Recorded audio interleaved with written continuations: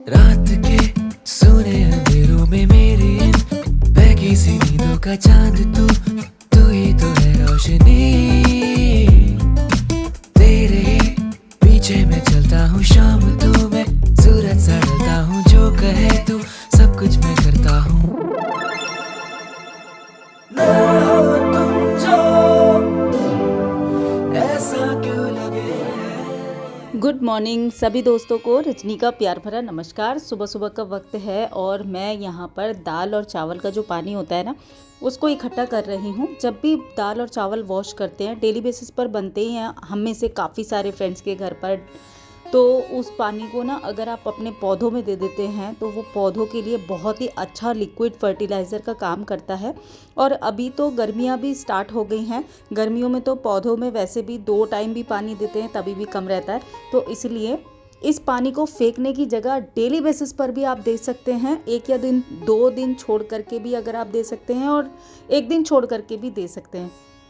तो मैं यहाँ पर पौधों में पानी देने के लिए जा रही हूँ, लेकिन उससे पहले थोड़ी सी लंच की तैयारी करके जा रही हूँ। दाल चढ़ा रही हूँ, सब्ज़ी बाद में बनाऊँगी क्योंकि आज मुझे करने हैं ढेर सारे काम। और ये वाला पानी ना बहुत ज़्यादा उपयोगी होता है। आपको अलग से ना कोई भी फर्टिलाइज़र ख़रीदने की ज़रूरत नहीं है। अगर आप घर से निकली हुई चीज़ों का यूज़ करते हैं ना तो आपको बिल्कुल भी कोई भी फर्टिलाइज़र ख़रीदने की ज़रूरत नहीं पड़ेगी। तो इसको रेगुलर बेसिस पर देते रहें। मेरे डेली वीडियो देखेंगे तो आपको प्लांट की केयर से रिलेटेड डेली अपडेट मिलते रहेंगे। जब मैं भाई की शादी के लिए मुरादाबाद गई थी तो मेरे जाने से 1 दिन पहले ही ये गमला ना टूट गया था ऊपर से गिर करके। तो प्लास्टिक का गमला था तो ऊपर से गिरेगा तो टूटेगा ही, तो इसको रिपोर्ट करना था, काफ़ी दिनों से पड़ा हुआ था। फाइनली आज सोचा कि इसको मुझे रिपोर्ट करना ही है। साल में 1 बार या 2 बार मैं अपने पौधों की रिपोर्टिंग करती ही हूँ और उस टाइम पर नई मिट्टी और नए सारे फर्टिलाइज़र मैं पौधों में डालती हूँ। तो क्या करती हूँ, जब भी पौधों का सॉइल मिक्स बनाती हूँ थोड़ा ज़्यादा करके बना लेती हूँ और किसी भी प्लास्टिक बैग में उसको इकट्ठा करके रख लेती हूँ। अभी थोड़ा सा ही जो मेरा सॉइल मिक्स था वो था, उसके अंदर ही मैंने इस तुलसी के पौधे को रिपोर्ट कर दिया है। और मैंने इस सॉइल मिक्स के अंदर मिलाया था गोबर खाद और हल्दी पाउडर जो होता है वो, और उसके अलावा मैंने कुछ भी नहीं मिलाया था, थोड़ी सी नीम खली भी मिलाई थी। तो यही वाले सॉइल मिक्स में मैंने तुलसी के पौधे को रिपोर्ट कर दिया। नया गमला मिल गया, बड़ा गमला, तो तुलसी अच्छे से ग्रो होगी। अब इसके बाद में देखिए मिट्टी तो हो ही जाती है और आजकल हवा भी चल रही है और साथ ही गर्मी भी पहले से ज़्यादा बढ़ गई है। तो मैंने सारे पौधों में शावरिंग तो की ही है, साथ ही साथ अपनी जो फर्श को भी धो दिया है, जिससे कि जितनी भी मिट्टी उड़ रही थी ना वो भी अच्छे से साफ हो जाएगी। तेरी आंखें हैं खफा, नजरों में कुछ छुपा है क्या, बातें क्यों तेरी बेवफा, हाँ न जाने मैं क्यों खो गई हूँ मैं सारे सवालों में बहकर, न जाने मैं क्यों। मशीन लगाई हुई है और मेरी क्लीनिंग तो हो गई है, इसलिए मैं आ गई हूँ रूम में वापस से। तो दाल मेरी बन गई है, अभी मैं बना रही हूँ सब्ज़ी एक, और फटाफट से मैं सब्ज़ी बना करके दाल बना करके सबको पहले लंच कराऊंगी। और उसके बाद में आज मुझे करना है अपने लिविंग एरिया का मेकओवर, या फिर कहूँ लिविंग एरिया का एक फ्रेश लुक मुझे बनाना है। क्योंकि क्या होता है ना, अब गर्मी आ गई है और गर्मी के हिसाब से ही हमें घर को सेट करना होता है। तो काफ़ी सारे काम तो मैं करती जा रही हूँ जो भी मुझे याद आते जा रहे हैं, लेकिन हाँ धीरे धीरे करके सारे घर को ही चेंज करना है, अपने गर्मी के अकॉर्डिंग इसको सेट करना होता है। वेशा के लिए ये रख दिया है, अभी स्कूल गई हुई है, आएगी तो खा लेगी। और बच्चों को ना इस तरीके से दो ना प्रेजेंटेबल चीज़ को करके तो बड़ा पसंद करते हैं। और ये थोड़ा सा पाइनएप्पल था, तो ये पाइनएप्पल मैंने काटने की बजाय इसका जूस निकाल दिया है, तो ये भी पी लेगी। तो बच्चे ना जिस तरीके से भी खाते हैं फ्रूट्स, उनको खिला देना ज़्यादा सही रहता है, खिलाना चाहिए भी। इसी के साथ ही मैंने थोड़े से और फ्रूट चॉप कर लिए हैं, जिसमें कि बनाना है, ग्रेप्स है और अनार है, थोड़ा चीकू है, और इसके साथ ही मैंने संतरा जो है उसको भी थोड़ा सा चॉप कर लिया है बारीक बारीक करके। सारे ही फ्रूट्स को मैंने बारीक बारीक करके चॉप कर लिया, क्योंकि मैं बना रही हूँ फ्रूट कस्टर्ड और गर्मियाँ आ गई हैं, ऐसे में ना ठंडी ठंडी रेसिपीज़ बहुत अच्छी लगती है। साथ ही साथ अगर आप गर्मियों के लिए तो इसको ट्राई कर ही सकते हैं। हाँ, रमज़ान भी चल रहे हैं, तो जो फ्रेंड इफ्तार पार्टी में जो लोग खाना पसंद करते हैं मीठा, तो उसमें ये बना सकते हैं, बहुत ही डिलीशियस लगता है। इसको आप अपने अलग अलग वेरिएशन के साथ में बना सकते हैं। तो मैंने क्या किया, ये दूध मैंने गर्म किया था लगभग 1 लीटर, और इसको पका के मैंने आधा कर लिया है, और अभी इसके अंदर मलाई भी जम गई है। तो अभी ठंडा कर लिया था थोड़ा सा, तो उसके बाद में क्या कर रही हूँ, यहाँ पर मैंने लिया है 1 चम्मच कस्टर्ड पाउडर, ये वनीला कस्टर्ड पाउडर है। इसको मैंने इसके अंदर अलग से थोड़े से दूध के अंदर घोल करके इसके अंदर डाल दूँगी। और दूध के अंदर ना मैंने थोड़े पहले से ही शुगर डाल दी थी, तो ये मीठा मिल्क है। और अब कस्टर्ड पाउडर डालने के बाद में इसको पकाना है, और मैं इसके अंदर इलायची पाउडर नहीं डाल रही हूँ। पका करके इतना गाढ़ा करना है कि ये बिल्कुल बहुत ज़्यादा गाढ़ा भी नहीं होना चाहिए, बहुत ज़्यादा पतला भी नहीं होना चाहिए। अभी क्या किया मैंने, पकाने के बाद में इसको ठंडा करने के लिए रख दिया था, और अभी ये देखिए इतना ठंडा हो रखा है। इसके अंदर डाल दूँगी मैं सारे चॉप किए हुए फ्रूट, और फ्रूट डालने के बाद में इसको मिक्स कर देना है, और कुछ नहीं करना। बिल्कुल सिंपल और इजी वाली रेसिपी है, बहुत ही झटपट बन जाती है। आप इफ्तार पार्टी में भी बना सकते हैं, इसके अलावा गर्मियों में जब चाहें आप इसको इंजॉय कर सकते हैं ठंडा ठंडा। आज देखिए मैं इसके साथ में कुछ एक्सपेरिमेंट कर रही हूँ। वैसे मैं इसके अंदर ना वनीला एक्सट्रैक्ट पहले ही डालती हूँ, लेकिन इस बार मैंने इस तरीके से ड्रिजल कर दिया है इसको, और इसको देखने में अच्छा लग रहा है ना। और आप यकीन माने ये बहुत ही टेस्टी हुआ था।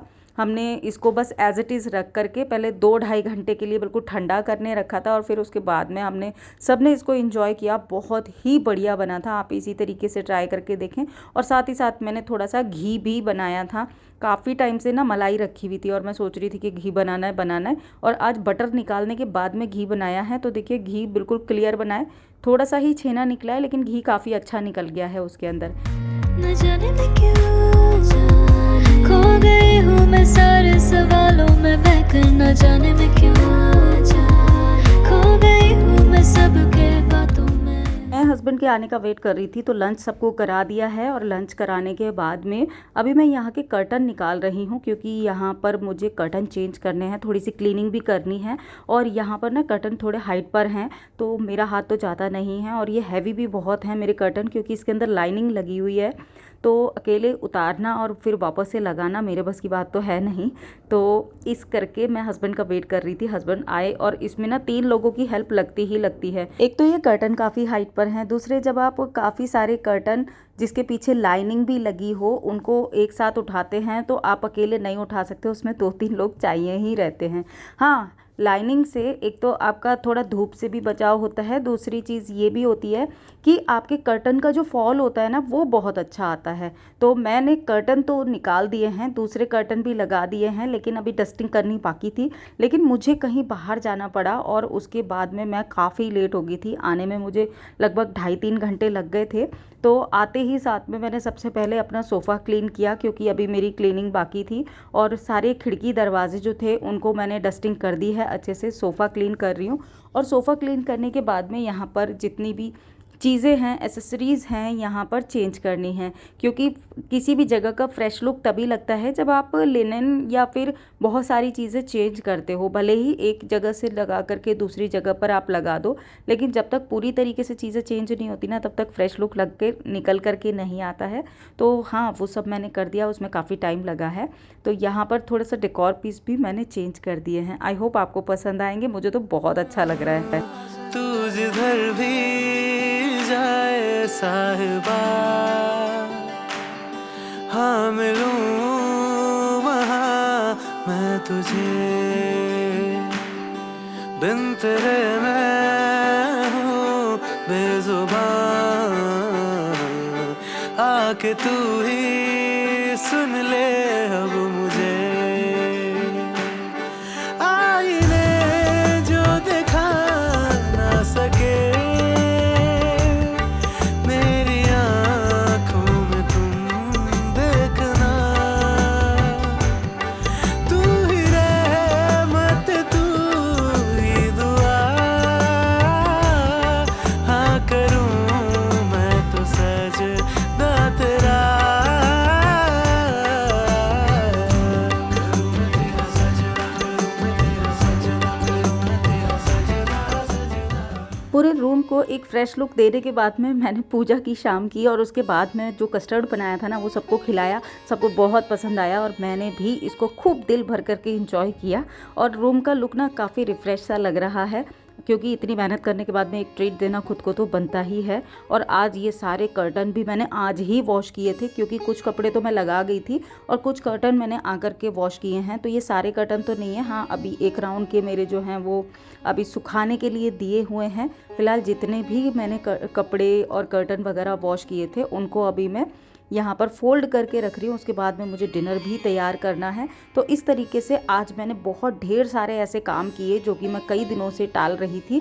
और ये काम करने का एक रीज़न और भी है, क्योंकि मुझे कहीं जाना है बाहर फिर से, और उसकी भी अब तैयारी करूँगी। तो उससे पहले जो घर के पेंडिंग काम हैं वो कर रही हूँ। और वैसे तो देखिए ये काम तो लाइफ टाइम चलते ही रहते हैं, लेकिन इससे अगर आपको कुछ मोटिवेशन मिला हो खुद भी अपने घर को कुछ ऑर्गेनाइज करने का, कुछ डेकोरेट करने का, तो इस वीडियो को लाइक ज़रूर कीजिएगा। और चैनल पर नए हैं तो सब्सक्राइब ज़रूर कर लीजिएगा। इसी तरीके के वीडियो मैं आपके लिए लेकर के आती रहती हूँ। मेरे डेली व्लॉग करने के लिए चैनल को सब्सक्राइब करना बिल्कुल भी ना भूलें। फिलहाल आज का वीडियो इतना ही था, लाइक ज़रूर कीजिएगा। मैं आपसे जल्दी मिलूंगी एक नए और इंटरेस्टिंग वीडियो में। Till then be happy, be active, अपना ख्याल रखिए और मस्त रहिए। Bye bye.